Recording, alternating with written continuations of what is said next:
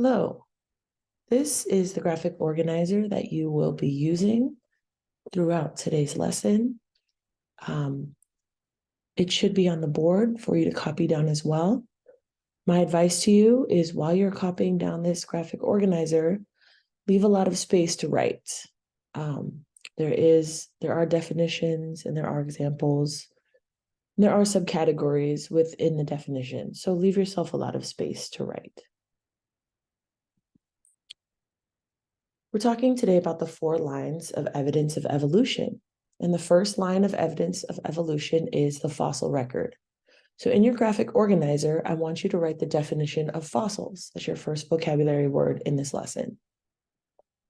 Scientists can use fossils or the remains or impressions of prehistoric organisms preserved in rocks. So fossils are the remains or impressions of prehistoric organisms preserved in rocks. The fossils and the order in which they appear is called the fossil record. So the first line of evidence for evolution are fossils and the order in which they appear, which is the definition of fossil records. The fossil record proves that life first appeared on Earth about 3.7 billion years ago.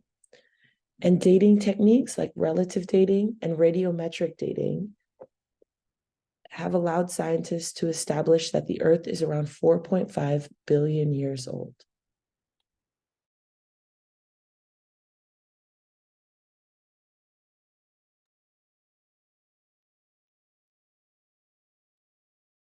So A, under the subcategory of the fossil record, is about relative dating.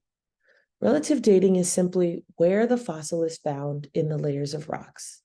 You don't have to copy this whole thing down. Relative dating, as long as you know what it is, you're good. But I want you to know that there's many layers of rocks in the Earth's surface and that new layers form on top of older layers. The deepest rock layers are the oldest, therefore, you can tell the relative age or approximate age of a fossil by observing which layer of rock it was found.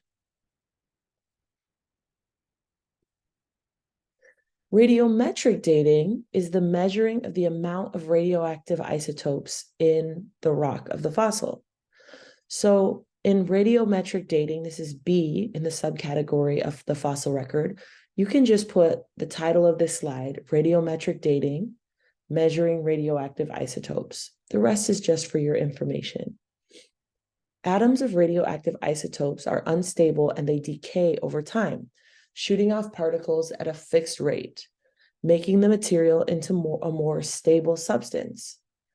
For instance, we're going to talk about carbon-14. Half of the mass of carbon-14, an unstable isotope of carbon, will decay into nitrogen-14 over a period of 5,730 years. So every 5,730 years, however much radioactive carbon-14 is in a rock will be cut in half. So as you go through 5,730 years, 11,460 years, and so on, you'll get half the amount or half the mass of radioactive carbon-14. It's important for you to know that radioactive carbon-14 will never completely disappear from a rock because it will just keep getting cut in half and you'll just get smaller and smaller amounts. If you keep dividing by half, you're never going to reach 0. You'll just reach a very, very tiny or infinitesimal amount of carbon-14. If you're curious about fossils, there is a video embedded in this. You can find it in our Schoology page under class lectures. And a quick check for understanding. According to this diagram, which organism appeared most recently? And what type of dating did you use to answer this question? This is a brain break for when I do this lesson in person. We're going to skip it for this video. The next line of evolution, piece of evidence for evolution is biogeography. So in the number 2 in your graphic organizer, write biogeography. This is the study of where organisms live and where their ancestors lived in the past. And on this slide, I have the A and the B labeled clearly for you. A has to do with divergence. And divergence is where things diverge, they split apart. They may be closely related, but they look very, very different. B is convergence. Convergence is where organisms are very closely related, but they they start to differ in the way they look so that they can fill different ecological niches. So some organisms may evolve into herbivores while others may evolve into carnivores just based on the material that is available for them to eat.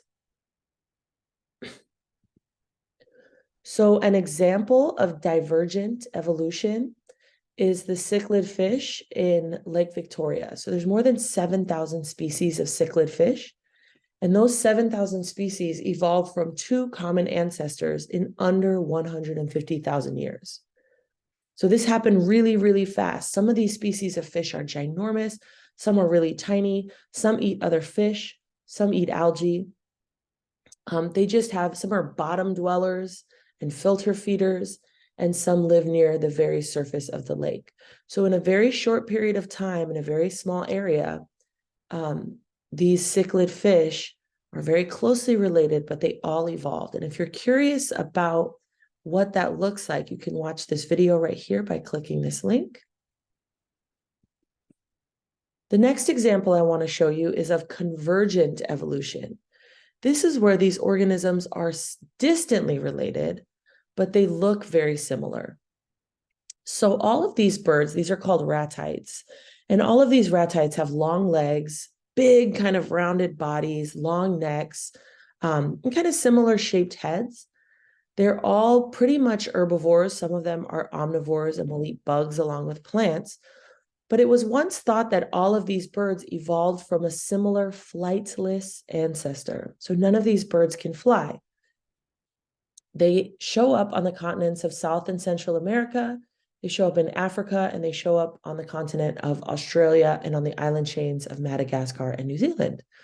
However, new DNA evidence, and if you want to read that DNA evidence, you can click this link right here, suggests that these birds, their ancestors could fly, and these birds evolved after Pangea broke apart. So their ancestor was able to fly from continent to continent and populate those continents. And 8 different times with tinamous, ostriches, elephant birds, cassowaries, emus, moas, kiwis, and rheas, flightlessness and this body type occurred.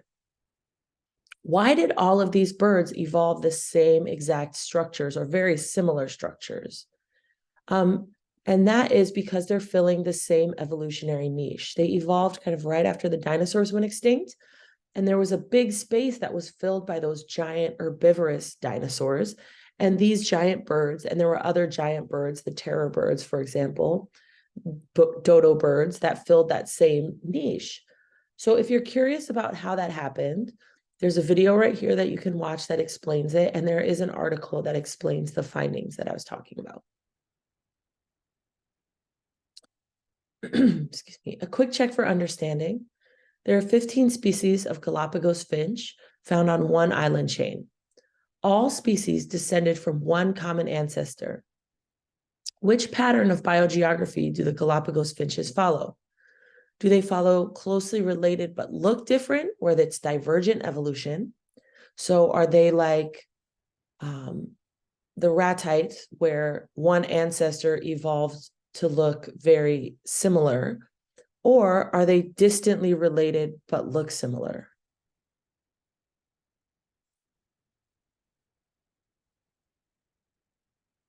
I'm sorry, I misread that. Excuse me. Are they closely related but look different?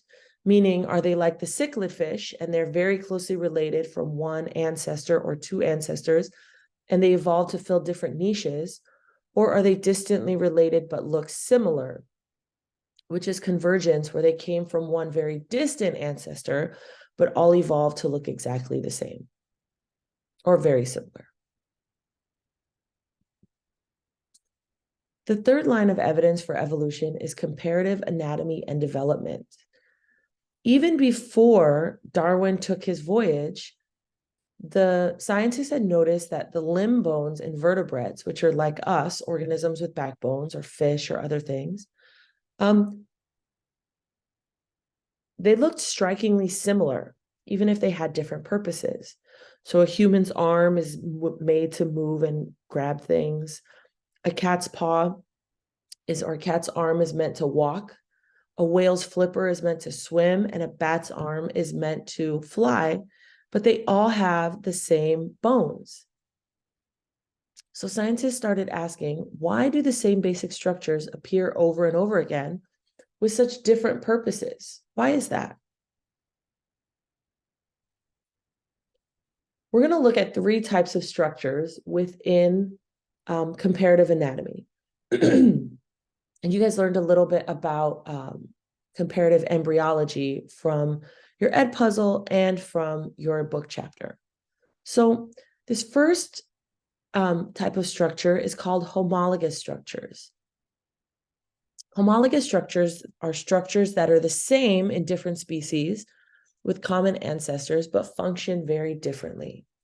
So when we think of homologous, we think same structure, different function. Homo as a root word means same. So homologous structures, same structure. And in this example I'm giving you on the right, we have leaves. And these are all modified leaves that you're looking at. So the pitcher plant has a leaf that has evolved into modified pitchers, and those pitchers collect rain and nectar, and they can actually trap insects and drown them and extract nutrients from the insects' decaying bodies. The Venus flytrap has modified leaves that have evolved into like little jail cells, little catchers to catch insects. They digest the insects and they get their nutrients from the insects. The poinsettia plant that you guys might be familiar with have these beautiful red modified leaves. And these red leaves look like the petals of a flower, but they're not actually flower petals. They're just colorful leaves. And those colorful leaves surround the actual flower, which is that tiny little yellow flower in the middle. And in this way, it makes them more attractive to insects and to pollinators.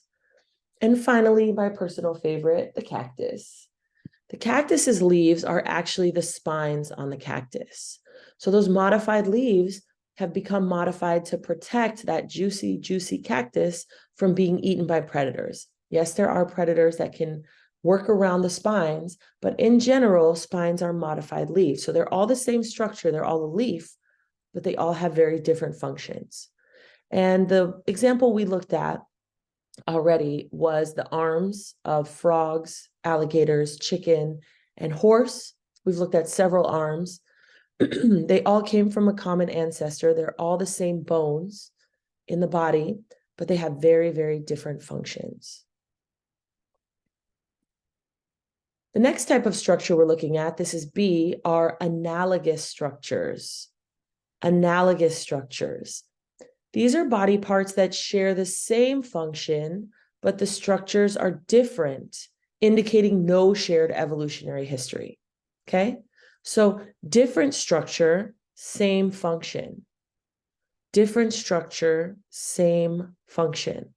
So an analogous structure would be an example of insect wings and bat wings, right? Their function is to fly, but their structure is very different. Insect wings don't have skin spread over bones. They're made of very different structures. Another example would be the type of swimming in, what sharks, penguins, and dolphins use to swim. So sharks have a fin, penguins have a wing, and dolphins have a flipper. These are all 3 different structures, a fin, a wing, and a flipper. But all 3 structures do the exact same thing. They propel the organism through water. Fins, wings, and flippers all help these organisms move through the water, even though they're 3 different structures. And finally, we have vestigial structures. Vestigial structures are the vestiges of old ancestors. They've been inherited from their ancestors, but they have absolutely zero function. And the way I like to think of this one is old structure, no function. So these are things that are left over from ancestors, but they serve zero function. So an example of this would be vestigial hip bones in some boa constrictors have vestigial hip bones in them. So you see the skeleton on the left. You can see those vestigial hip bones. Those are left over from the ancestors of snakes that had legs. Some snakes actually use these vestigial hip bones, which are in the second picture right here, to help them mate, to help them grab onto their mate so that they can mate with a female. Only males have it in this case. And kind of the most famous example of vestigial structures are in whales.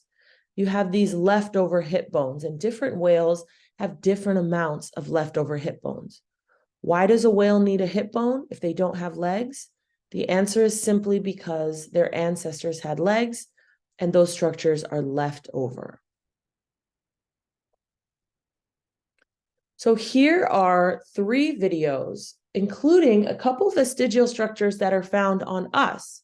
So if you're curious about the vestigial structures found on humans, please watch these videos. And then the video in the upper left corner also explains about the spurs on those pythons. So here is a check for understanding. A kangaroo rat and a flea both use their hind limbs to jump.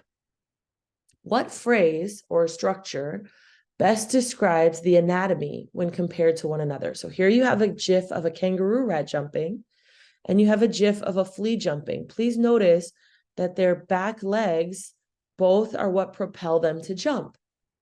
So are these back legs examples of homologous structures where they're the same exact structure with a different function? Are they examples of analogous structures where they have different structures but with the same function? Or are they an example of vestigial structures where they're ancient structures with no function? Please note that kangaroo rats have bones in their limbs and fleas do not have bones. The final line of evidence for evolution, and we will get more into this in the next 2 units, but the final line of evidence for evolution is genetics and DNA. Every living organism, every single one in the entire world has DNA. Every single living organism has DNA. And this, in and of itself, because DNA is a very complex molecule, suggests a common ancestor. It suggests that the original living organism had DNA, and that DNA, since it is genetic material, was passed on to every subsequent organism that evolved over time. And we'll definitely learn more about DNA evidence in the next unit, although you've already seen some examples of DNA evidence if you looked at the videos in this lesson. Thank you very much and have a good day.